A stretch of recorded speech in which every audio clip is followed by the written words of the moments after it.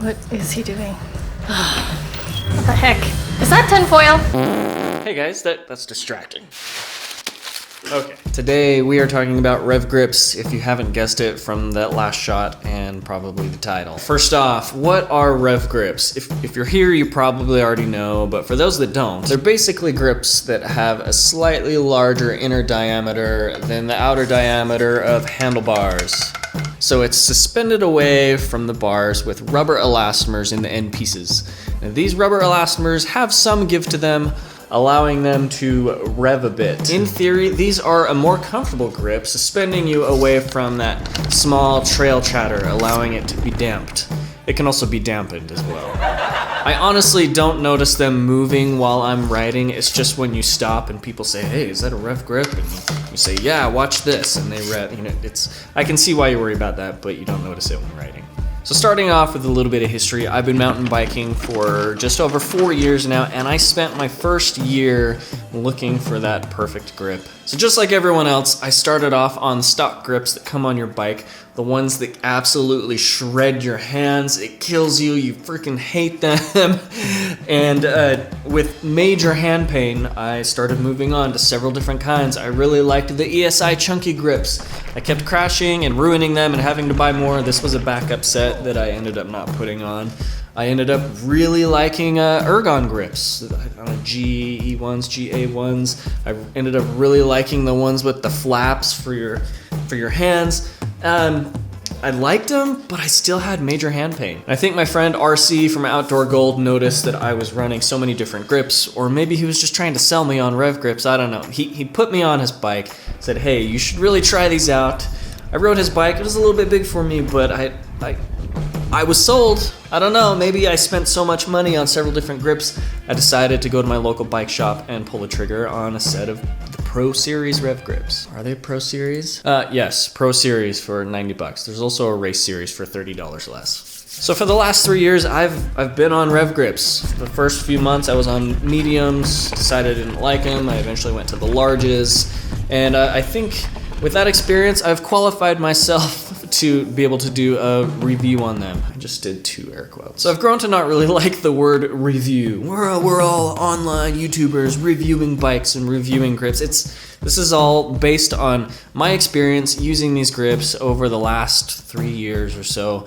I'm telling you now what I would tell a friend that was rev grip curious. Spoiler alert, I love them. But when I really think about the past 3 years on them, I kind of have 2 gripes. Number 1, they are a pain in the butt to install.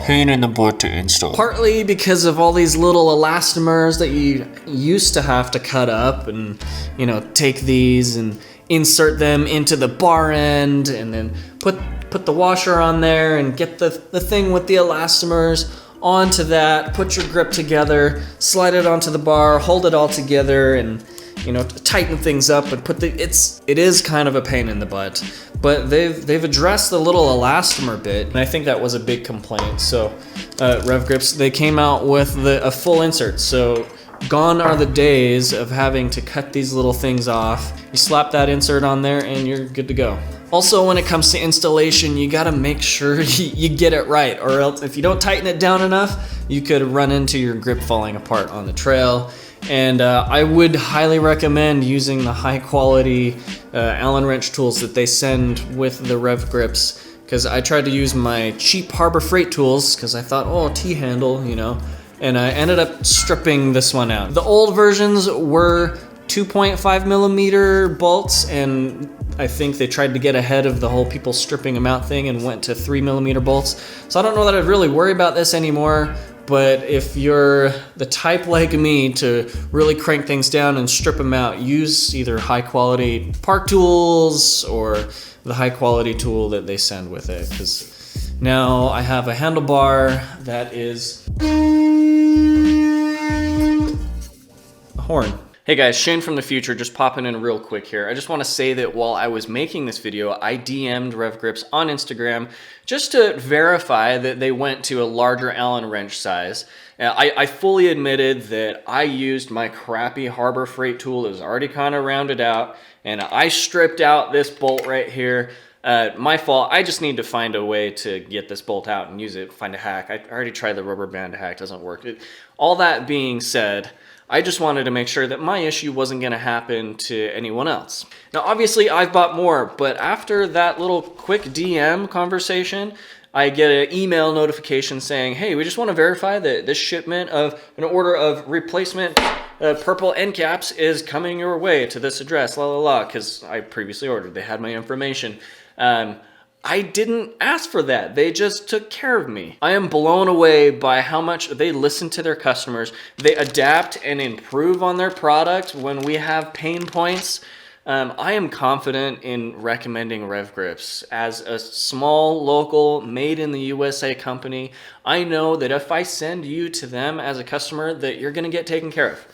All right, back to Nighttime Shane.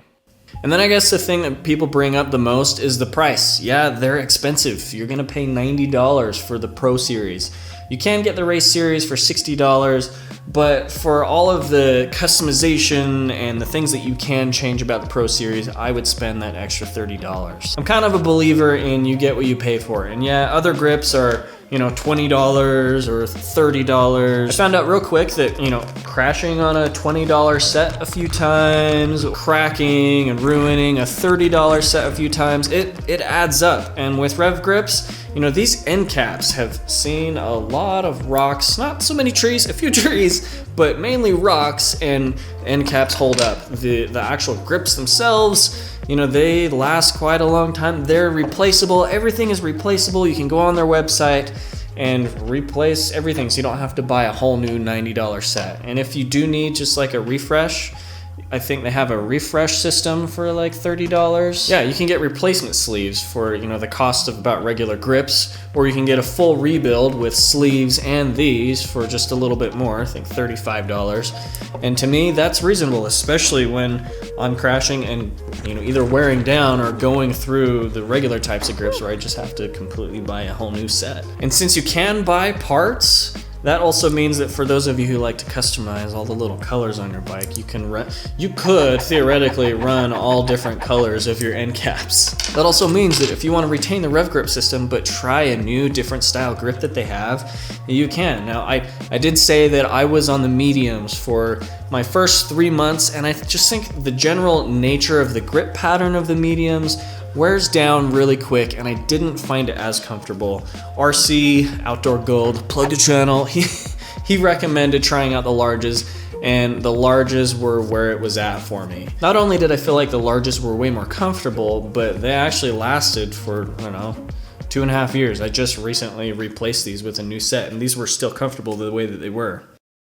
So I think about how much we spend on our bikes and our gear, and we invest in the important parts like touch points, the bike to terrain touch points, the tires that are touching the ground. We spend $60 to $80 on tires because they give us a better ride. And not to mention our 3 connections from our body to our bike, or, our feet, butt, and hands. How many of us have $100 shoes that are special and super tacky to stick to our $100 pedals? And then we have our $50 to $100 seat that we sit on to make pedaling all day more comfortable. And then $140 carbon ovalized handlebars that flex just the right way to reduce trail chatter. Now, if I'm going to invest in all of that to have a more comfortable ride, then I'm sorry, I'm not going to worry about spending $90 on one of my touch points on the bike. Now, as a side note, between the comfort I got from RevGrips versus those special $140 carbon handlebars that are ovalized to flex and reduce trail chatter, I noticed way more of a comfort increase from the RevGrips than those handlebars. In fact, I would be willing to ride aluminum handlebars with the RevGrips versus the special ovalized handlebars that are carbon and nice with regular grips. Just saying, take that for what it is. Now, when all is said and done, here's the spiel that I tell everyone who asks, or everyone that is RevGrip curious. And I don't really think RevGrips likes the way that I say this, but it is what it is. When it comes to initial feel of grips, you put your hands on the bars, you really feel them out. I 100% prefer Ergons, especially with this little flap. I even like ESIs more, just that initial hand feel.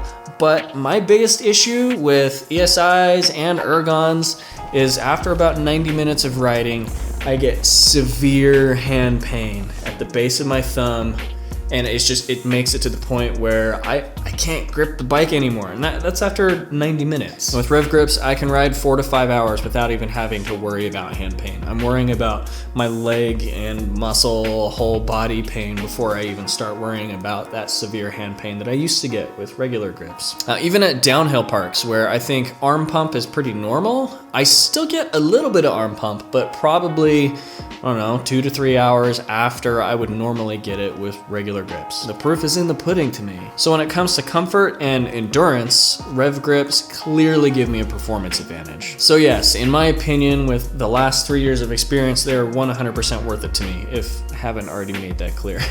So who do I think Rev Grips are for? Well, first off, if you're having hand pain or arm pain, I think it's definitely worth a try.